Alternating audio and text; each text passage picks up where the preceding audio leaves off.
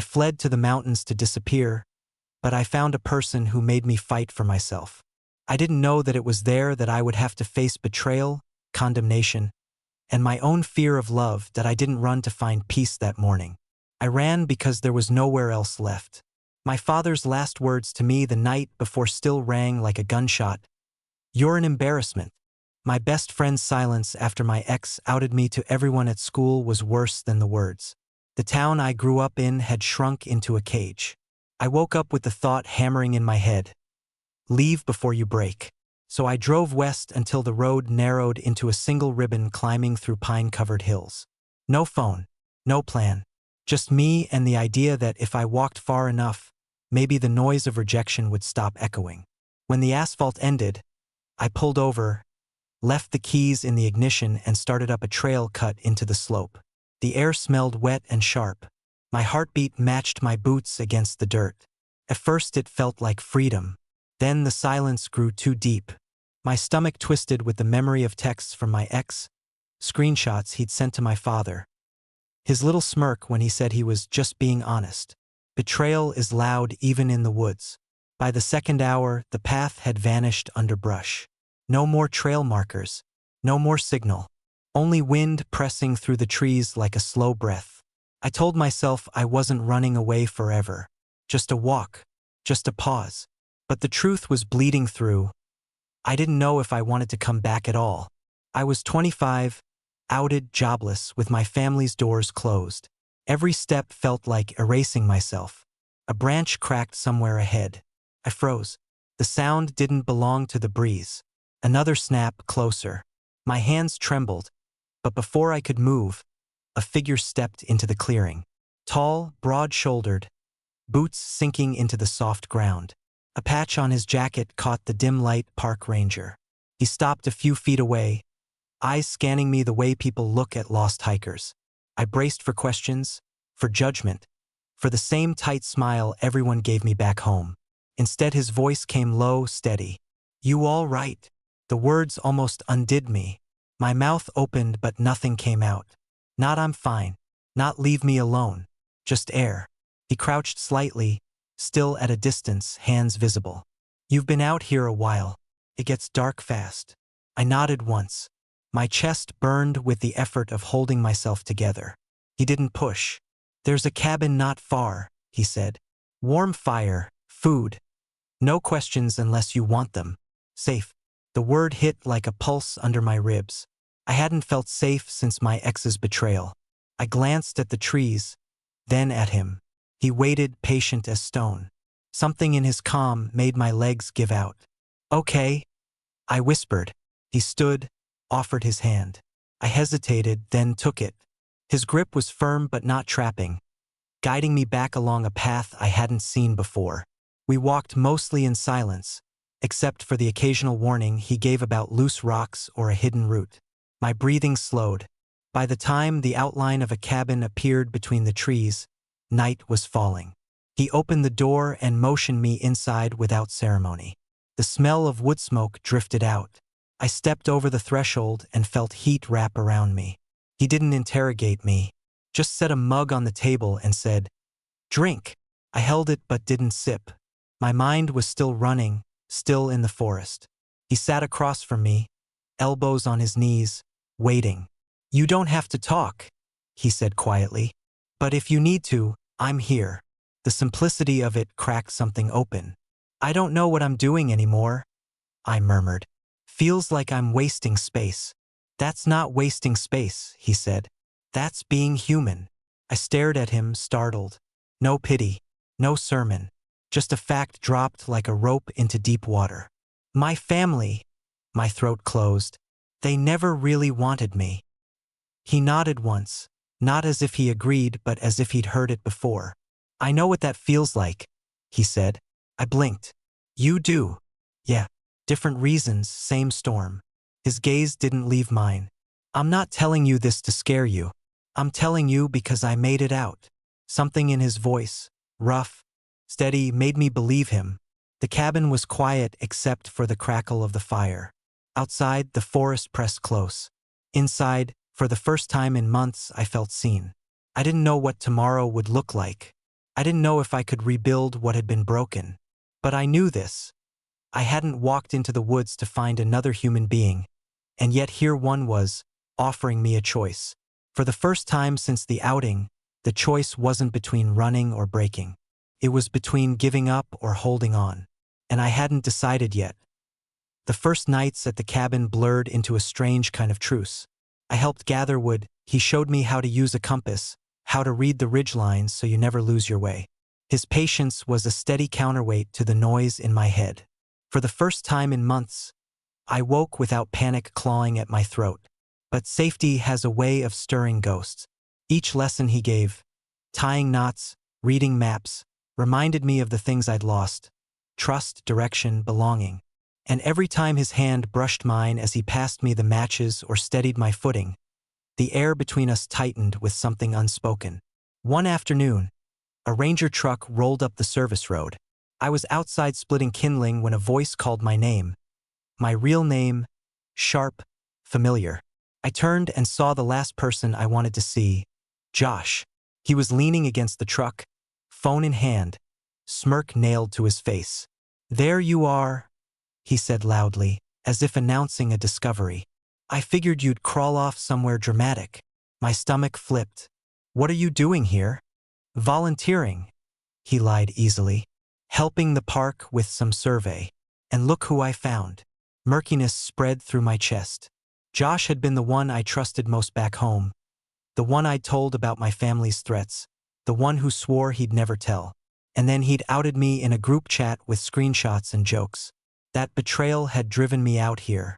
Now he was smiling like he owned the story. The ranger stepped out from behind the cabin. "Everything okay?" His voice was neutral, but his eyes flicked between us, reading the tension. Josh raised his eyebrows. "Didn't realize you were running a rescue service for strays." The insult landed like a slap. I saw the ranger's jaw tighten, but he didn't rise to it. "We're done here," he said calmly. "This is protected land. Visitors need clearance." Josh shrugged, unfazed. "Just thought he'd want to know people are looking for him. His dad's worried, Said he's unstable." My vision blurred. The same lie Josh had spread online now dressed up as concern. "Stop," I said, voice shaking. "Just stop." But Josh kept going, louder, angling his phone like he was recording. "You sure you're safe out here, Mark? This guy has a history. You want that on your record." The ranger moved between us. "Leave now," he said, still controlled but harder. "You're trespassing." Josh gave a mocking salute. "Fine. But don't say I didn't warn you." He climbed into the truck and drove off, tires spitting gravel. I stood rooted, hands trembling. Everything I'd tried to escape had just found me. "He's lying," I whispered. "I'm not." "I know," the ranger said quietly. "I saw enough." But the damage was already curling in my gut. If Josh had gone to the park office, if he'd spun his story there, what would happen to the one person who'd given me a chance? That night, the cabin felt smaller. I sat at the table, staring at my untouched food. The ranger was at the sink, his movements measured. Finally, he said, "They called me from HQ. Someone filed a complaint. Said you might be dangerous." My chest clenched. "And do you believe them?" He turned, eyes steady.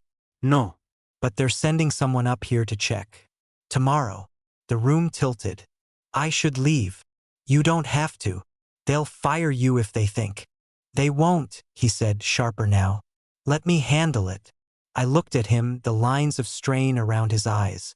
"Why are you doing this?" "Because I've been where you are," he said.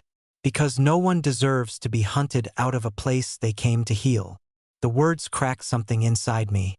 "But you could lose everything," I said. He shook his head. "I already lost enough in my life by staying silent. Not again." I wanted to believe him, but the shame was a tide rising fast. Long after he'd gone to his room, I sat awake, staring at the dark window. Josh's voice echoed in my head. Unstable, dangerous, stray. Just before dawn, I slipped outside. The air was cold, sharp. My bare feet found the dirt trail without thinking. Each step was a plea to vanish before I ruined the only good thing left. Behind me, the cabin door creaked open. "Ethan," the ranger's voice cut through the gray. "Where are you going?" I froze. My throat closed. He stepped closer, but not too close. "Don't run. Not like this." I shook my head. "You don't get it. He's going to ruin you because of me." "I can handle him," he said. "I can't handle losing you to that lie." The wind moved through the trees, carrying the smell of rain. I stared at the ground, fists clenched. My instinct screamed to run, to disappear again, but his voice anchored me. "Please," he said, quieter now. "Stay." Part of me wanted to collapse right there, to let someone else carry the weight. Part of me still believed I didn't deserve it. The conflict tore at me until my knees shook. "I can't," I whispered. "Yes, you can," he said, and for the first time his voice broke. "I've been where you are. Don't make the choice I almost made." The words hung between us, raw and unmistakable. My chest heaved, breath hitching. In that moment, the forest felt as dangerous as the town I'd fled. One more step and I'd be gone. I didn't take it. Not yet. Rain started as a mist, clinging to the trees, then thickened into sheets that blurred the mountainside. By the time I pulled away from the ranger's voice, the trail was slick, mud pulling at my steps. Every thought in my head screamed, "Keep moving. Disappear before you drag him down with you." I didn't know where I was going. Higher ground, deeper woods, anywhere but back. My chest burned from the climb, but stopping felt impossible. If Josh had poisoned the ranger's reputation, if headquarters believed him, I couldn't be the reason someone else lost their life's work. The sky cracked open with thunder. Water rushed down the slope, turning paths into rivers. My jeans clung to my legs, each step heavier than the last. Still I pressed on, refusing to turn back, even as panic gnawed through my chest. Behind me, faint at first, came a voice carried by the wind. "Ethan." I stumbled, heart hammering. He'd followed. Another call, closer. He was chasing me through the storm. I cut off the trail, pushing through wet branches that whipped my arms. The ground tilted sharply, and suddenly I was sliding, mud carrying me down a gully. I crashed against a fallen trunk, breath knocked from my lungs. For a moment I lay there, coughing, rain hammering against my skin. Then the fear surged again. I scrambled to my feet, slipping, hands scraping against bark. The gully twisted deeper, water rushing through its base. I forced myself up the far side, clawing at roots, legs trembling. "Ethan." Louder now. Too close. I didn't want him to see me like this, wild-eyed, desperate, broken. "Go back," I shouted into the storm. My voice cracked. "Leave me." But then he appeared at the rim of the gully, rain streaming off his shoulders. He didn't move closer, just anchored himself there, breath heavy. "Not happening," he yelled back. "You don't understand." My throat burned. "He'll destroy you. Because of me." He shook his head, defiant even against the storm. "He doesn't get that power unless you give it to him." The words cut through, sharp and raw. My legs gave out, and I slid back to the base of the gully, water rushing around my ankles. I pressed my hands to my face, unable to stop the sobs tearing out of me. He climbed down slowly, careful in the mud, until he was close enough to touch but didn't. He crouched, voice steadier now. "I told you before. I've been where you are. I know what it feels like to think disappearing is easier than being hated. But you're wrong." The storm raged overhead, but his words carried clear. "You're not a problem to be fixed. You're not a danger. You're a person worth staying for." I shook my head, choking on the rain and tears. "I'm so tired," I whispered. His voice cracked for the first time. So was I, and someone refused to let go of me. That's the only reason I'm standing here now. He reached out, hand hovering just inches away. Not forcing, not grabbing. Just there. "Let me be that for you." My chest heaved. The world narrowed to the storm, the gully, his outstretched hand. A choice. Run until I vanished into the dark, or take it. With a sob, I lifted my shaking hand and placed it in his. He gripped firmly, pulling me up, steadying me against the current. My knees buckled, but he held me until I found balance. Then, without a word, he wrapped his arms around me. For a moment I stiffened, unused to the weight of someone else's strength. Then I collapsed into it, clinging as the storm hammered down. "It's okay," he murmured against the roar of the rain. "Let it out. You're safe." I cried harder than I had in years, the sound swallowed by thunder. His embrace didn't falter. He held me like he'd known exactly how close I was to breaking.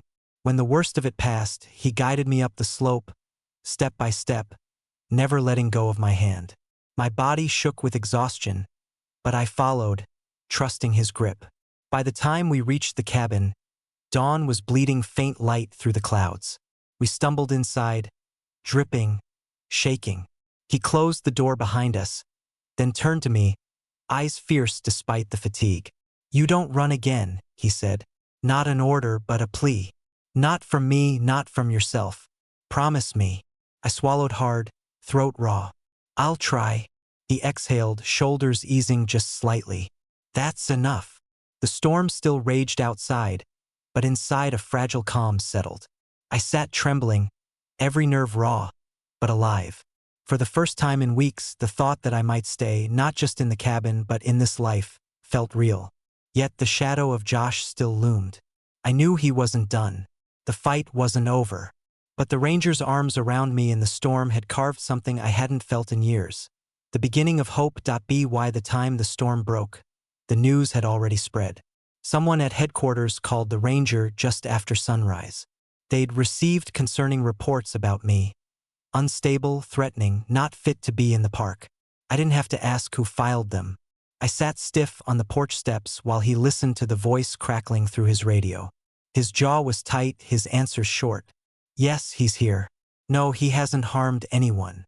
"Yes, I'll be available when you arrive." When the call ended, he lowered the radio slowly, as though the weight of it had doubled. "They're sending an investigator," he said.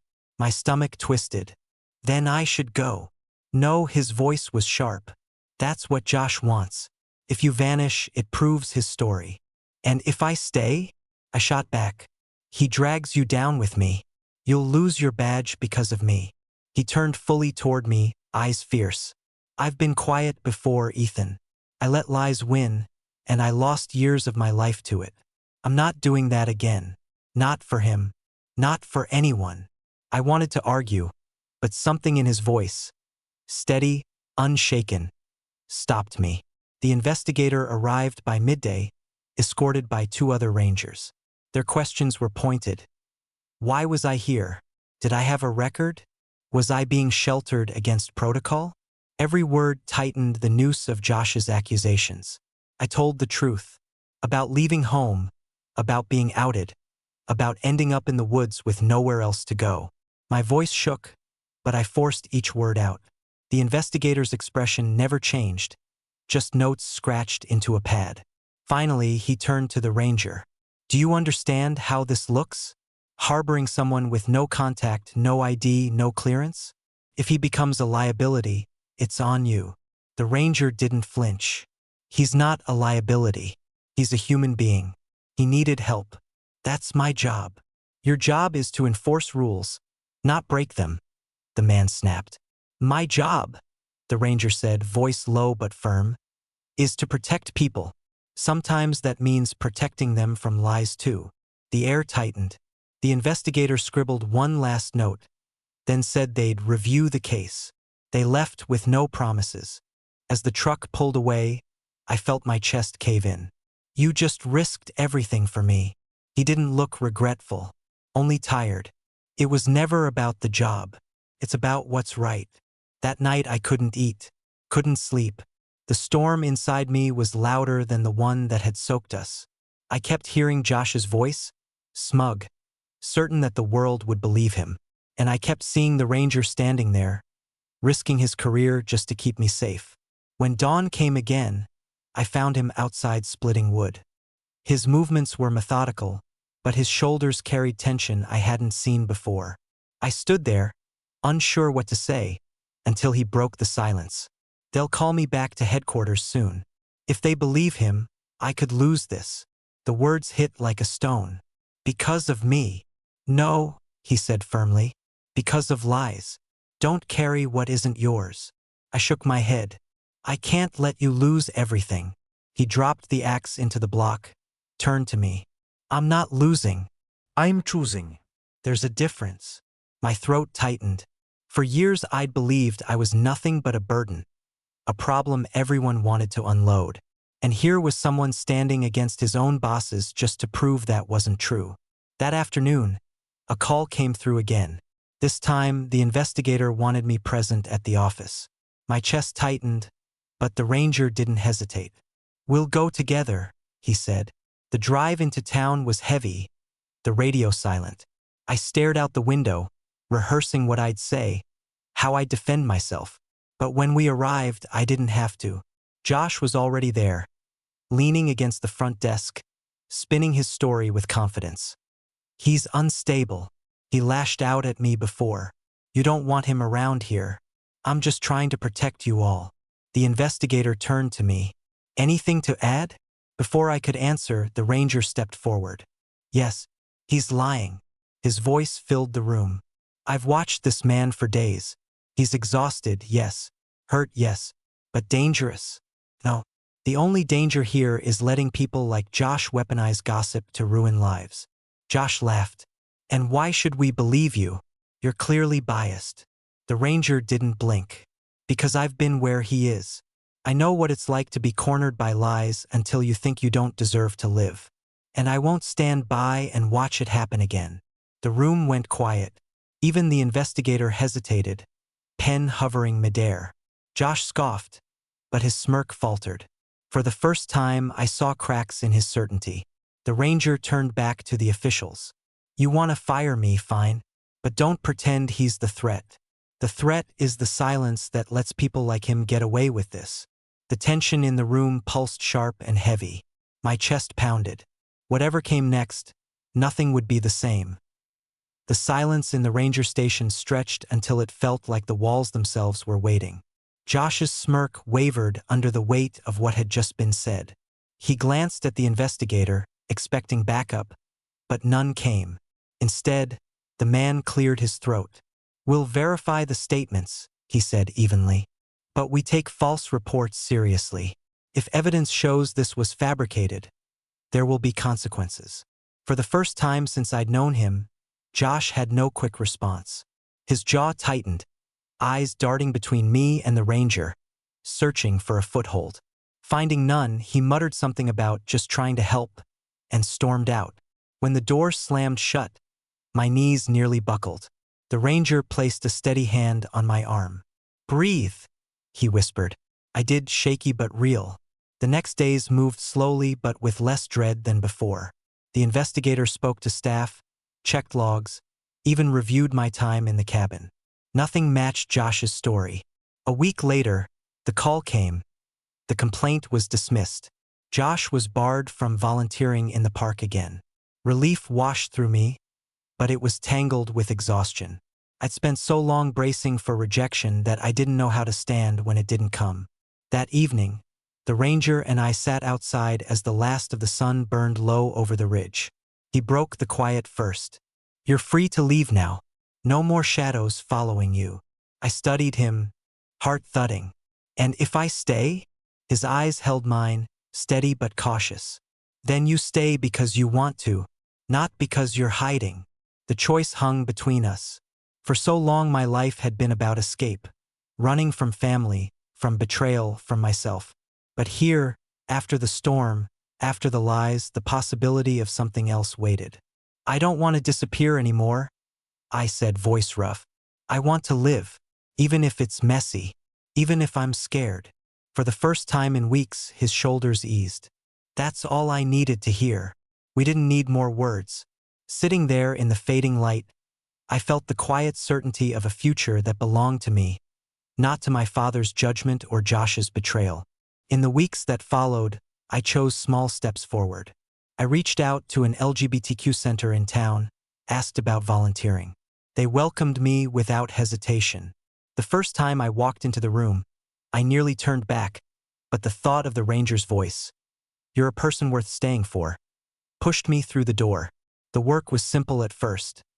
Answering phones, setting up chairs, listening to people younger than me say the words I'd once been too afraid to. Each conversation was a mirror and a reminder. I wasn't alone, and neither were they. The ranger kept his post at the park. Sometimes he'd stop by the center on his days off, leaning quietly in the back until I finished. Other times I went to him, walking the trails we'd once crossed in fear, now with steadier steps. One afternoon, as we reached the ridge overlooking the valley, I realized something that made my chest tighten. I wasn't looking over my shoulder anymore. The world below wasn't an enemy. It was possibility. I turned to him. Do you ever regret it? Standing up for me? He shook his head without hesitation. Not once. I swallowed hard. Even if it cost you everything? He looked out at the valley, then back at me. I'd rather lose a job than lose the chance to do the right thing. The job can be replaced. People can't. The weight of his words settled deep. For so long I had believed I was disposable, replaceable. And here was someone telling me the opposite, not with promises but with action. We stood there for a long while, the wind moving through the trees. No storm, no threat, just the steady rhythm of two people who had fought through lies and found each other still standing. I don't know what the future will hold, whether love, friendship, or something in between, but I know this. I'm not running anymore. Not from myself. Not from the world. And if I stumble again, I won't stumble alone. Josh faced the consequences of his lies, losing the influence he once used to hurt others. My family's silence still stings, but it no longer defines me. What defines me now is choice. The choice to stay, to build, to believe that my life is worth more than the shame others tried to pin on me. Sometimes the right person doesn't rescue you with grand gestures. Sometimes they just refuse to let you vanish. And sometimes that's enough to start over.